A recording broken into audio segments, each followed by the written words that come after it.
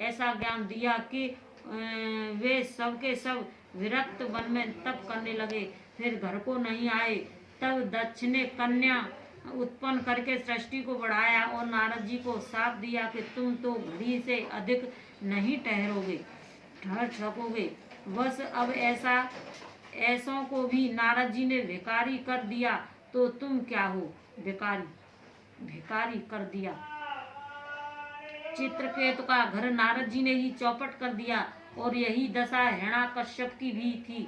चित्रकेतु ने करोड़ों रानी चित्रकेतु के हजारों रानी थी। वह बाहुवाची शब्द है, परंतु पुत्र एक के भी नहीं था।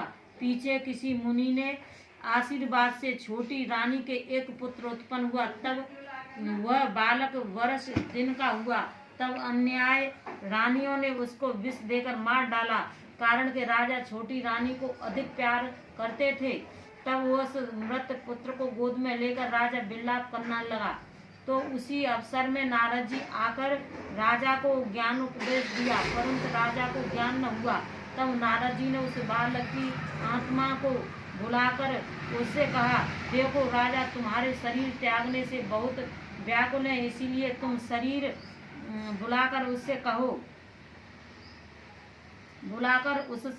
कहा, देखो राजा, तुम्हारे शरीर त्यागने से बहुत व्याकुल है, इसलिए तुम शरीर में आओ। अब वह आत्मा नारद जी के योग बल से बोला कि कैसा पुत्र और कौन पिता?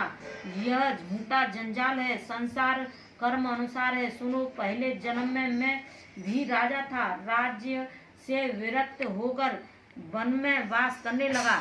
एक दिन मैं नगर में गया तो एक स्त्री ने मुझे गोला गोष्ठा दिया।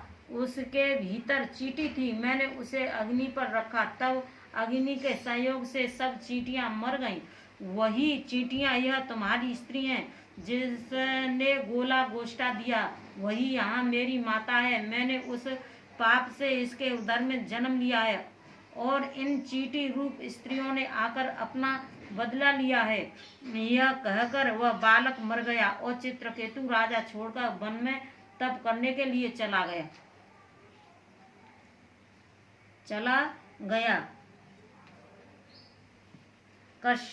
कनक कश्यपु की स्त्री कयाधु जब गर्भवती थी, तब नारद जी ने उसको ज्ञान उपदेश दिया।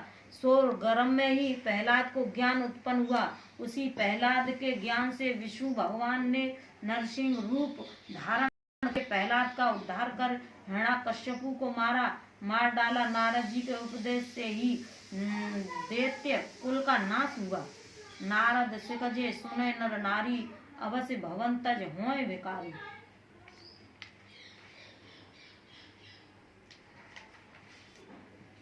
मन कपटी तन सहज चीना, आप सरस वही चय कीना।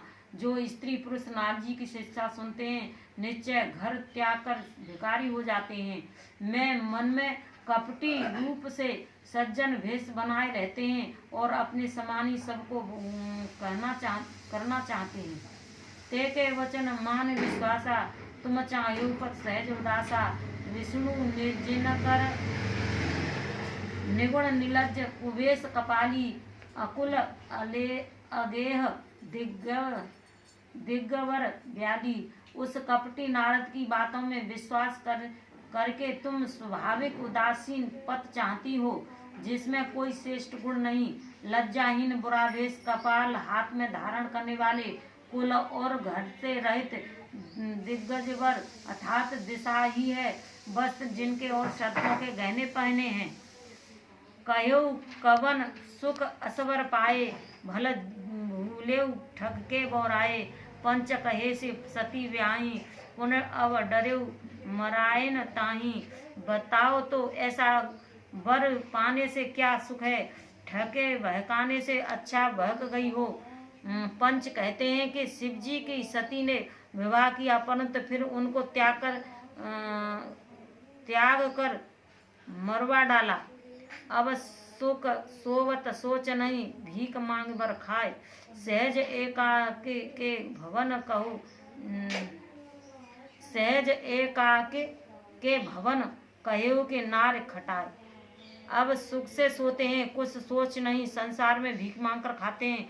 कहीं स्वाभाविक अकेले रहने वाले के घर में स्त्रियां ठहरती हैं, अर्थात नहीं ठहर सकती।